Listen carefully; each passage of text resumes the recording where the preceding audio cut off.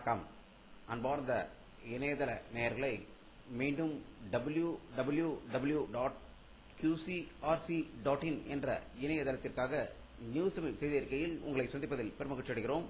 இன்று 18 ஜூன் 2009 முக்கிய செய்திகளை தற்போது பார்க்கலாம்.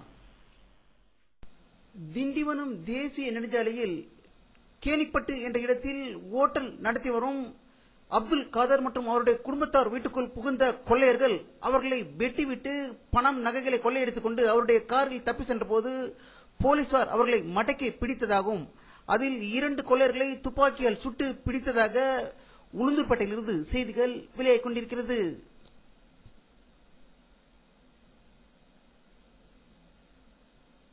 சட்டசபையில் இன்று கேள்வி நேரம் முழுவதும் கச்சத்தீவு குறித்து சிறப்பு கவன ஈர்ப்பு தீர்மானம் கொண்டுவரப்பட்ட போது தமிழக முதல்வர் கருணாநிதி அவர்கள் பேசுகையில் அனைத்து கட்சிகளும் ஆதரவு தெரிவித்தால் கச்சத்தீவை மீட்க வேண்டும் என்று சட்டசபையில் தீர்மானம் நிறைவேற்ற தயாராக இருப்பதாக செய்திகள் வெளியாகிக் கொண்டிருக்கிறது.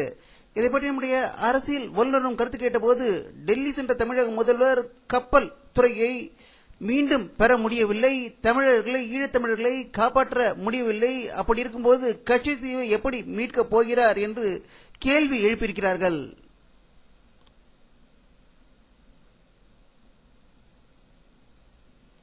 பெரியார் திராவிட கழக தலைவர் திரு கொளத்தூர் மணி அவர்கள் கோவையில் செய்தியாளர்களிடம் பேசுகையில் தமிழ் ஈழ நாட்டில் 20,000 பேர் கொல்லப்பட்டதற்கு நினைவு தூண் அமைக்கப்படும் என்று கூறியதாக கோவையிலிருந்து தகவல்கள் வெளியாகிக் கொண்டிருக்கிறது.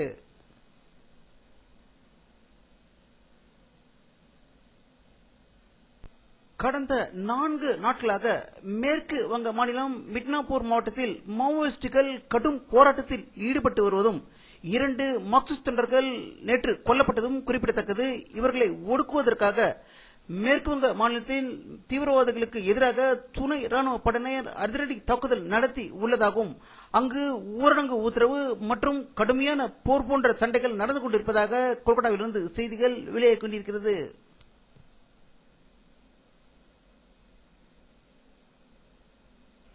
உத்தரப்பிரதேச மாநிலம் சித்ரகூட் மாவட்டத்தில் ஜமால்பூர் கிராமத்தில் கடந்த 52 மணி நேரமாக காவல்துறையினருக்கும் கொள்ளையன் கசாப்யாம் கோவாட் என்று தேடப்படும் குற்றவாளிக்கும் இடையே நடந்த மோதலில் முடிவுக்கு வந்ததாகவும் கோவாட்டை காவல்துறையினர் சுட்டுக் கொன்றதாக அலகாபாத்திலிருந்து தகவல்கள் வெளியாகிக் கொண்டிருக்கிறது.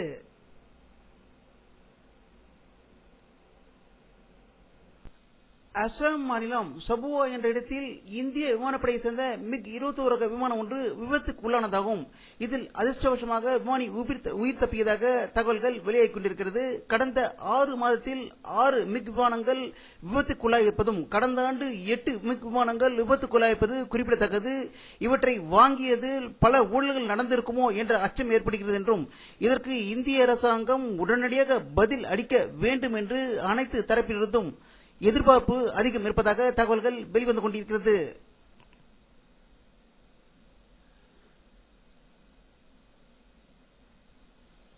ஒரிசா மாநிலம் கோராபுட் மாவட்டத்தில் ஜகர்பல்லூர் என்ற இடத்தில் நக்சலைட்டுகளை ஒடுக்குவதற்காக அமைக்கப்பட்ட சிறப்பு அதிரடிப்படை போலீசார் பயணம் செய்த ஜீப் கன்னிவெடியில் சிக்கி வெடித்து சிதறியதில் 9 போலீஸ்காரர்கள் பலி ஆனதாக புவனேஸ்வரிலிருந்து தகவல்கள் வெளியாகிக் கொண்டிருக்கிறது.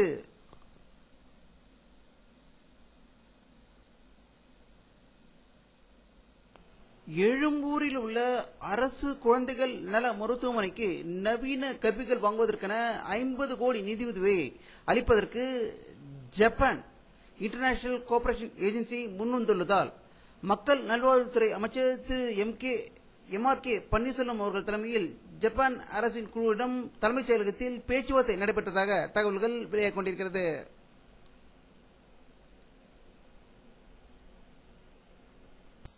அமெரிக்காவில் வாஷிங்டனில் இந்திய அமெரிக்க வர்த்தக கவுன்சில் அமைப்பின் உச்சி மாநாடு நடைபெற்றது. இதில் அமெரிக்க வெளியுறவு மந்திரி திருமதி ஹிலரி கிளின்டன் பேசுகையில் இந்தியாவுடனான அணுசக்தி ஒப்பந்தத்தை அமல்படுத்துவோம் என்று சூழலித்ததாக வாஷிங்டனில் இருந்து செய்திகள் வெளியாகிக் கொண்டிருக்கிறது.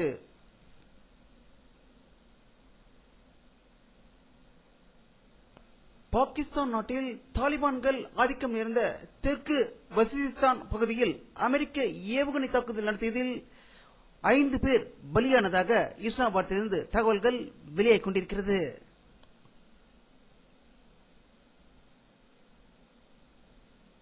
சோமாலிய நாட்டில் நடந்த தற்கொலைப்படை தாக்குதலில் அந்நாட்டு ராணுவ அமைச்சர் உயிர் இழந்ததாக சோமாலியாவிலிருந்து தகவல்கள் வெளியாகிக் கொண்டிருக்கிறது.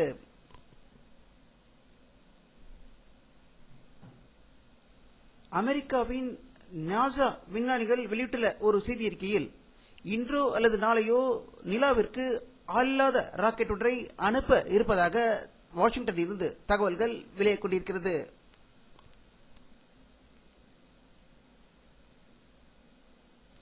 வானிலை அறிக்கை 18 ஜூன் 2009 பிற்பகல் 4:30 மணி எடுக்கப்பட்ட சேட்டலைட் புகைப்படத்தை தற்போது பார்த்துக் கொண்டிருக்கிறீர்கள். தமிழகத்தில் ஒரு சில இடங்களில் மேகமூட்டம் இருப்பதை காணலாம். அங்கு மழை பெய்வதற்கான வாய்ப்புகள் இருக்கிறது. அவை கோவை, சேலம், ஈரோடு மாவட்டங்களில் மழை பெய்வதற்கான வாய்ப்புகள் இருப்பதை இந்த படத்தில் காணலாம்.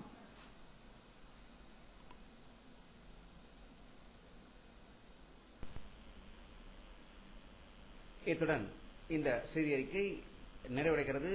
மீண்டும் நியூஸ் செய்தி அறிக்கையில் உங்களை சந்திக்கும் வரை உங்களிடமிருந்து விடை பெறுவது உங்கள் கே பாலாஜி. நன்றி.